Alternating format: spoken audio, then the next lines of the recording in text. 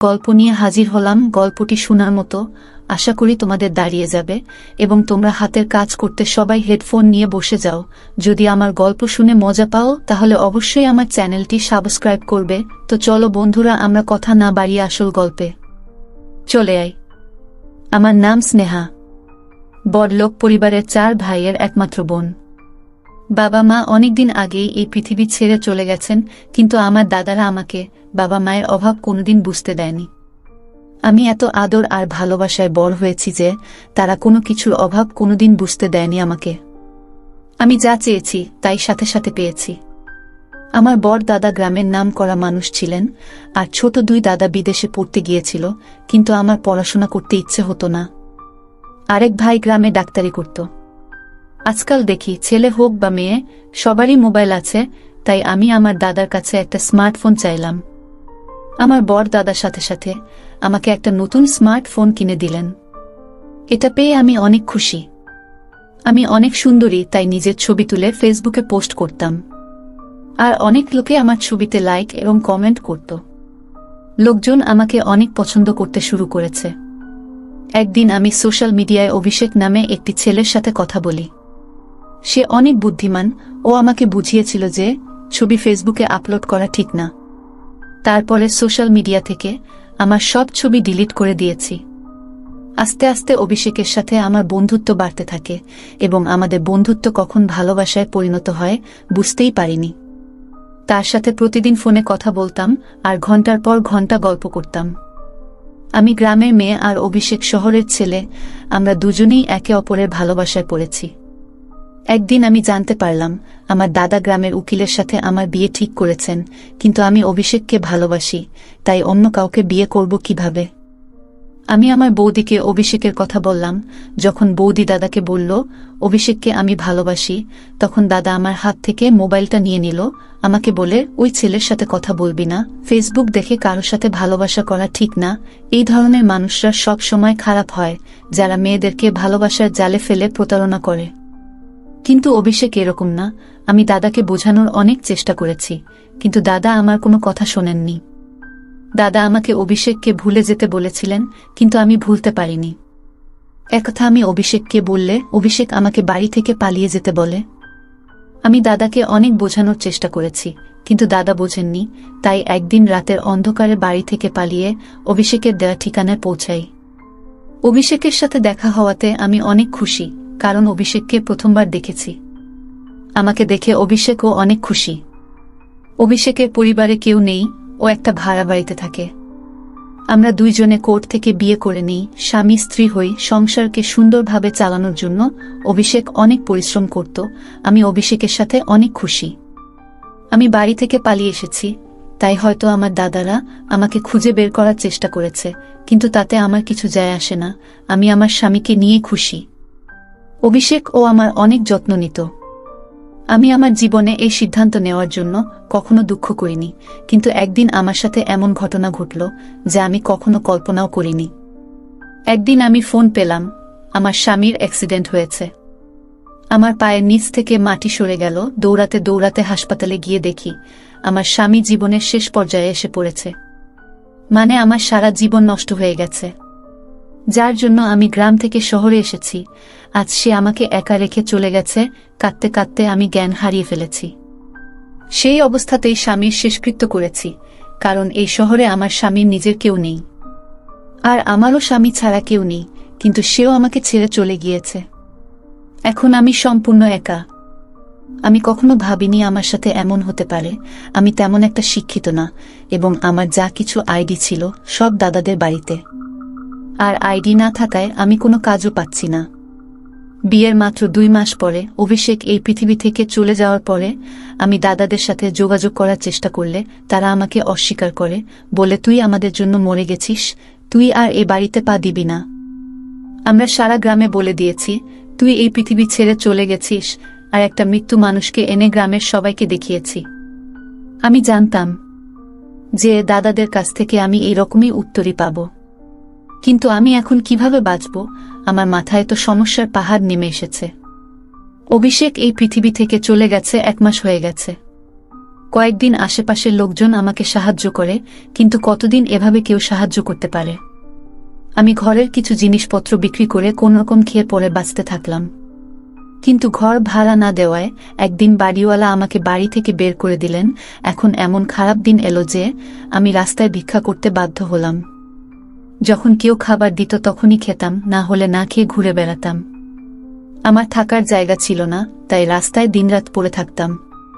একদিন ক্ষুধার কষ্ট সহ্য করতে না পেরে একজন লোক ভিক্ষা দিতে এলে আমি তার পা ধরে বলতে থাকলাম, স্যার, আমি 2 দিন কিছু খাইনি, আমাকে কিছু খেতে দিন। দয়া করে আমাকে কিছু খেতে দিন, না হলে আমি এই পৃথিবী ছেড়ে চলে যাব। তিনি আমাকে বললেন, তুমি কি আমার বাড়িতে যেতে পারবে? একথা শুনে আমি অবাক হয়ে গেলাম। তিনি বলতে থাকলেন, আমার বউ এই পৃথিবী ছেড়ে চলে গেছেন, আমার একটি ছেলে আছে, বয়স 4 বছর। আমি চাই তুমি আমার ছেলের দেখাশোনা করো। যদি তুমি তার দেখাশোনা ঠিকমতো করতে পারো, তাহলে আমি তোমাকে থাকা খাওয়া সব দেব এবং তুমিও বেঁচে যাবে। যাই হোক, আমার জীবন অনেক কষ্টে চলছিল, আমার থাকার কোনো জায়গাও নেই। বাড়িওয়ালাও বাড়ি থেকে বের করে দিয়েছিলেন। এখন কেউ খাবার দিলে খাই, না দিলে না খেয়ে থাকি। তাই আমি সাথে সাথে রাজি হয়ে লোকটির সাথে তার বাড়িতে গেলাম। বাড়িটা অনেক বড় এবং সে অনেক বড় লোক। ওই বাড়িতে উনি ছাড়া একটা ছোট বাবু ছিল, যার বয়স মাত্র 4 বছর। উনি আমাকে খাবার খেতে দিলেন আর বললেন, তুমি মন ভরে খাও। প্রথমে তো আমি মন ভরে খাবার খেলাম। খাবার খাওয়ার পরে তিনি আমাকে বললেন, তুমি এই বাড়িতে আরামে থাকতে পারো, এখানে তোমার কোনো সমস্যা হবে না। এই বাড়িতে শুধু আমি আর আমার ছেলেই থাকি। এইবার তুমি বলো, তুমি কে? আমি বললাম, আমার নাম স্নেহা এবং আমি অনেক ধনী পরিবারের মেয়ে ছিলাম। আমি আমার 4 ভাইয়ের একমাত্র বোন। আমি ফেসবুকে একটি ছেলের প্রেমে পড়ে গ্রাম ছেড়ে এখানে আসার পর আমাদের জীবন সুখেই চলছিল। তারপরে একদিন আমার স্বামী দুর্ঘটনায় এই পৃথিবী ছেড়ে চলে গেলেন। আমার উপরে আকাশ ভেঙে পড়ে এবং আমাকে রাস্তার ধারে ভিক্ষা করতে বাধ্য হতে হয়। 2 দিন কিছুই খেতে পাইনি আমি, তাই আপনার পায়ে পড়ে মিনতি করেছিলাম। আপনি আমাকে সাহায্য না করলে আমি না খেয়েই শেষ হয়ে যেতাম। লোকটি তখন বললেন, তুমি আমার বোনের মতো, তুমি এখানে থাকতে পারো, কিন্তু বিনিময়ে তোমাকে আমার ছেলের দেখাশোনা করতে হবে। আমার বউ এই পৃথিবী ছেড়ে চলে গেছে, তাই আমি ছেলের যত্ন নিতে পারছি না। আমার একটা কাজের মেয়ে দরকার, যে তাকে মায়ের মতো মানুষ করতে পারে। তিনি আমাকে তার ছেলের সাথে পরিচয় করিয়ে দিয়ে বললেন, এটা আমার ছেলে এবং এর নাম আকাশ। এর জন্মের পরপরই এর মা পৃথিবী ছেড়ে চলে গেছে। আমি কোলে নিয়ে তাকে আদর করতে থাকলাম। আমি ভাবতে থাকলাম, আজ যদি আমার ছেলে থাকতো, তাহলে সেও এর মতো হতো। আমিও বিয়ের 1 মাস পরে মা হতে চলেছিলাম, কিন্তু আমার একটা সমস্যা হয়, তাই আমি মা হতে পারিনি। আমি আপনাকে কথা দিচ্ছি যে আমি একে নিজের ছেলের মতো মানুষ করব। আমি আকাশের যত্ন করে অনেক আনন্দ পেতাম। আমার একমাত্র দায়িত্ব ছিল আকাশের যত্ন নেওয়া, তাকে সময় মতো খাওয়ানো, সময় মতো ঘুম পাড়ানো, তার পোশাকগুলো পরিবর্তন করা ইত্যাদি। বাকি সব কাজ করার জন্য অন্য লোক ছিল। একদিন সকালে ঘুম থেকে উঠে দেখি আকাশ বিছানায় নেই। আমি উঠে বাইরে এসে মালিককে জিজ্ঞেস করলাম, আকাশ কোথায়? সে তার বিছানায় নেই কেন? বাড়ির মালিক বললেন, সন্ধ্যার মধ্যেই ও বাড়ি ফিরে আসবে। আমি তাকে জিজ্ঞেস করলাম, আকাশ কোথায় গেছে আর সন্ধ্যা বেলা কোথা থেকে ফিরবে? কিন্তু তিনি আমার কথার কোনো উত্তর দিলেন না। তিনি বাড়ির মালিক, তাই আমি তাকে খুব বেশি কথা বলতে পারিনি, কারণ সে যদি আমাকে বাড়ি থেকে বের করে দেন, তাহলে আমি কোথায় যাব? প্রতিদিন সন্ধ্যায় আকাশ বাড়িতে আসত। রাতে ঘুমানোর পর সকালে ঘুম থেকে উঠলে দেখি আকাশ তার বিছানায় নেই, কিন্তু সন্ধ্যায় সে ফিরে আসত। যখনই আমি মালিককে আকাশের কথা জিজ্ঞেস করতাম, তিনি কোনো উত্তর দিতেন না এবং বলতেন, তুমি এইসব বিষয় থেকে দূরে থাকো, তার সম্পর্কে অত কিছু তোমার জানার দরকার নেই। তোমার কাজ কেবল তার যত্ন নেওয়া এবং তাকে ভালো করে লালন পালন করা, তাই তোমাকে যে কাজ দেয়া হয়েছে তুমি শুধুমাত্র তাই করো। তারপর থেকে মালিককে জিজ্ঞাসা করা বন্ধ করে দিয়েছি। এক রাতে আমি যখন আকাশের সাথে ঘুমাচ্ছিলাম, মাঝরাতে চোখ খুলে দেখলাম যে আকাশ বিছানায় আছে। আমি দেখার জন্য জেগে থাকলাম, কিন্তু কখন যে ঘুমিয়ে পড়েছি বুঝতেও পারিনি আমি। এবং সকালে প্রতিদিনের মতো আকাশ বিছানায় নেই। বাইরে বেরিয়ে কোথায় ওকে দেখতে না পেয়ে রুমে ফিরে এলাম। এর আগে কখনো ভাবিনি মালিক কি কাজ করেন। আমি শুধু আমার কাজ নিয়ে ব্যস্ত থাকতাম। এই বাড়িতে সব পাচ্ছিলাম, তাই বেশি কিছু ভাবিনি। কিন্তু একদিন কাজের মহিলাকে জিজ্ঞেস করলাম যে মালিক কি কাজ করেন। তখন সেই কাজের মেয়েটি আমাকে বলল যে তিনি একজন পুলিশ ইন্সপেক্টর। অবাক হয়ে আমি ভাবতে থাকলাম আমি একজন পুলিশ অফিসারের বাড়িতে। একদিন দেখলাম একটি ফাইল মালিকের টেবিলে রাখা। আমি সেটি তুলে নিয়ে ভিতরে রাখতে যাচ্ছিলাম, হঠাৎ করে সেই ফাইলটা আমার হাত থেকে পড়ে, ওর ভিতর থেকে অনেক কাগজ বেরিয়ে পড়ে। আমি সেই কাগজগুলো গোছাতে গেলে সেখানে একটা ছবি দেখে আমি অবাক হয়ে গেলাম। আমি অবাক হয়ে ভাবলাম আমার স্বামীর ছবি এখানে কেন। আমি ভাবলাম মালিক যদি জানতে পারে আমি এই ছবিটি দেখেছি বা আমি এই ছবির লোকটির স্ত্রী, তাহলে মালিক আমার কি অবস্থা করবে। ভয়ে তাই তাড়াতাড়ি সবকিছু গুছিয়ে ফাইলটি মালিকের ঘরে রেখে ফিরে এলাম। এখন আমার ভয় করতে থাকলো এবং সবচেয়ে বড় বিষয় ভীষণ টেনশনে পড়ে গেলাম, কিন্তু তবুও আমি এখান থেকে যেতে পারিনি, কারণ এই বাড়িটা ছাড়া আমার আর কোনো থাকার জায়গা নেই। এছাড়া আমি আকাশকে নিজের ছেলের মতো ভালোবাসি। তাছাড়া এই ছবির রহস্যটাও জানতে চাই, এই পুলিশ লোকটা কিভাবে ছবিটা পেল। আমি ভাবলাম আমার দাদারা অভিষেককে খুঁজে বের করার জন্য এই পুলিশ অফিসারের কাছে কেস ফাইল করতে পারে, কিন্তু দাদারা কখনো অভিষেককে দেখেনি। মনের মধ্যে অদ্ভুত অদ্ভুত সব ভাবনা আসছিল, কিন্তু মালিককে জিজ্ঞেস করার সাহস পেলাম না। 4 মাস হয়ে গেল আমি এখানে আছি। বাবুটি আমাকে মা বলে ডাকতে শুরু করেছে, কিন্তু এতে মালিকের কোনো আপত্তি নেই। তারপর মালিক আমাকে একটা মোবাইল দিয়ে বলল, তোমার সাথে কথা বলার দরকার হতে পারে, তাই এটা রাখো। একদিন আমার মোবাইলে একটা ফোন আসে, আমি কাজে ব্যস্ত ছিলাম তাই কল ধরতে পারিনি। পরে মোবাইলের দিকে তাকাতেই একটা অচেনা নাম্বার ভেসে উঠল। আমি খুব একটা পাত্তা দিলাম না। কিছুক্ষণ পরে সেই নাম্বার থেকে একটা মেসেজ এলো, তাতে লেখা ছিল, স্নেহা তুমি কেমন আছো।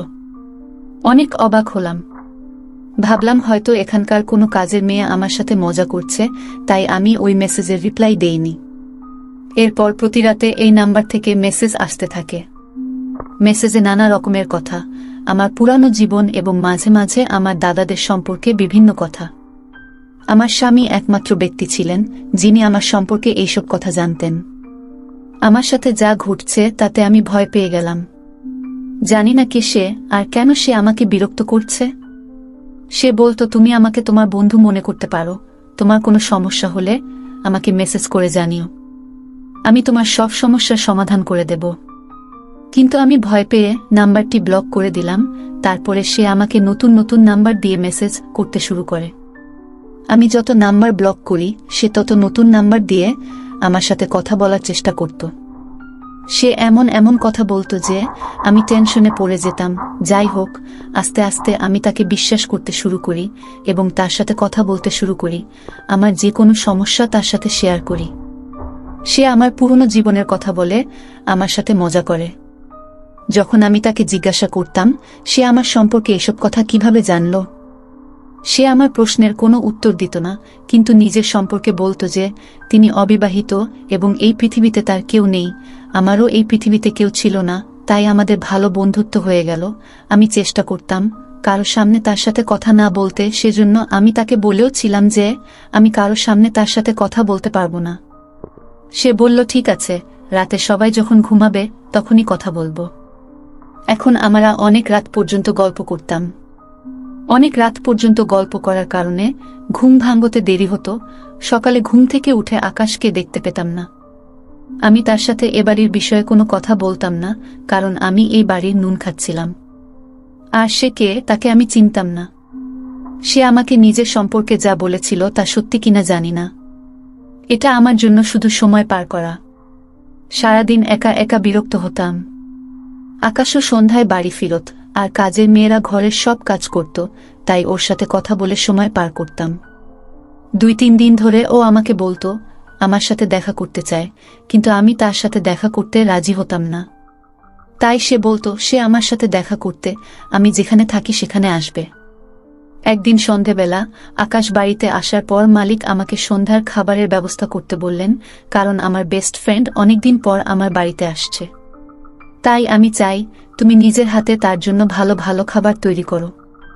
আমি মালিককে বললাম, ঠিক আছে। আমি অনেক খাবার তৈরি করে রাখলাম। ও কয়েক ঘন্টা পরে শুনতে পেলাম বাইরে কেউ কথা বলছে। তাই চা জলখাবার নিয়ে নিচে এলে নিচে হলরুমে বসে থাকা লোকটাকে দেখে আমার পায়ের নিচ থেকে মাটি সরে গেল। আমি অবাক হয়ে বোঝার চেষ্টা করছি, কিন্তু বুঝতে পারছি না। কিছুক্ষণ পরে আমি জ্ঞান হারিয়ে ফেলি। যখন আমার জ্ঞান ফিরল, তখন আমি আমার বিছানায় শুয়ে মালিক এবং সেই লোকটি আমার বিছানার কাছে দাঁড়িয়ে। লোকটি আর কেউ নয়, আমার স্বামী অভিষেক, যার শেষকৃত্য আমি নিজে দাঁড়িয়ে থেকে দেখেছি। আমি অবাক হয়ে অভিষেকের দিকে তাকিয়ে আছি। আমি বিশ্বাস করতে পারছি না যে সে আমার সামনে জীবিত দাঁড়িয়ে আছে। অভিষেকও আমার দিকে এমন করে তাকিয়েছিল এবং তার চোখে পানি দেখতে পাচ্ছি। অভিষেক আমাকে বলল, স্নেহা, বিশ্বাস করো, আমি তোমার অভিষেক, যে তোমাকে অনেক ভালোবাসে। দেখ, আমি বেঁচে আছি। এই বলে সে আমার কাছে বসল। আমারও চোখে পানি। আমি তাকে ছুঁয়ে দেখলাম। তারপরে নিশ্চিত হলাম যে সে সত্যিই জীবিত এবং আমার সামনে বসে আছে। আমি তাকে ধরে অনেক কাঁদতে থাকলাম। সেও আমাকে ধরে অনেক কাঁদছিল। তার চলে যাওয়ার পর আমার সাথে যা যা ঘটেছিল তার সবই মনে পড়তে থাকল। আমি অভিষেককে জিজ্ঞেস করলাম, তুমি যদি বেঁচেই ছিলে, তাহলে কে সে ব্যক্তি যার শেষকৃত্য আমার চোখের সামনে হয়েছিল এবং যার মৃতদেহ আমি দেখেছি, সে কে? আমি অভিষেককে আরও বললাম, তুমি জানো যে তুমি ছাড়া এই পৃথিবীতে আমার কেউ নেই, তাহলে এতদিন আমার থেকে দূরে ছিলে কেন? আমি বলছিলাম আর কাঁদছিলাম। তখন অভিষেক বলল, এটা অনেক বড় বিষয়, অনেক রহস্য আছে যা শুনলে তুমি অবাক হয়ে যাবে। আজ আমি তোমাকে একে একে সব রহস্য বলতে চাই। তুমি যে রং নম্বরে কথা বলতে, সেটা আর কেউ নয় আমি। আমি তোমাকে বলেছিলাম যে আমি তোমার সাথে তোমার বাড়িতে দেখা করব। দেখো, আমি এখানে এসেছি। তখন আমার খেয়াল হলো যে ছেলেটা আমার সাথে কথা বলতো, সে আমার সম্পর্কে এসব কথা জানতো কিভাবে, যা আমি আর আমার স্বামী ছাড়া কেউ জানত না। কিন্তু অভিষেক যে বেঁচে থাকতে পারে, সেটা কখনোই ভাবিনি। অভিষেককে বললাম, তুমি বেঁচে থাকলে এতদিন কোথায় ছিলে? আমি সবকিছু জানতে চাই। অভিষেক বলল, আমি তোমাকে সব কথা বলবো। তুমি যখন বাড়ি ছেড়ে এখানে এলে আর আমাদের বিয়ে হলো, কয়েকদিন পরে তোমার দাদারাও এখানে এসে আমাদের সম্পর্কের সব তথ্য নিয়ে যায়। যদিও তারা গ্রামের সকলের কাছে বলেছিল যে তুমি অ্যাক্সিডেন্ট করে এই পৃথিবী ছেড়ে চলে গেছ। এমনকি তারা একটা মৃত্যু মানুষকে নিয়ে সকলের কাছে প্রমাণ করে যে তুমি সত্যিই এই পৃথিবী ছেড়ে চলে গেছ। কারণ গ্রামবাসীরা যদি জানত যে মোডলের বোন বাড়ি থেকে পালিয়ে গেছে, তাহলে তাদের সব শেষ হয়ে যেত। আর আপমানের ভয়ে তোমার দাদারা গ্রামে মিথ্যা কথা বলে প্রমাণ করেছে যে তুমি এই পৃথিবী ছেড়ে চলে গেছ। কিন্তু তারা আমাকে শত্রু করে নেয়, যেহেতু তাদের বোনকে আমি বিয়ে করেছি। তোমার দাদারা আমাকে সর্বত্র খুঁজছে।